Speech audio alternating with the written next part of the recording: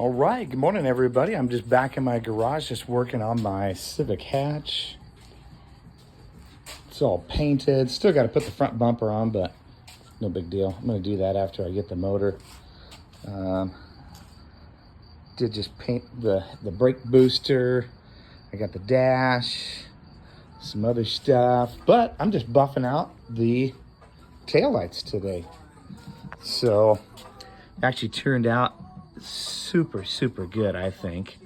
What I was using was just turtle wax scratch and swirl remover.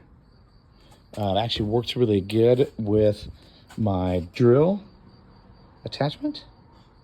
Just a nice little foam pad. Just work at different RPMs and kind of go around and then up and down. Make it, keep it nice and flat on there. Like I said, I think it turned out pretty dang good.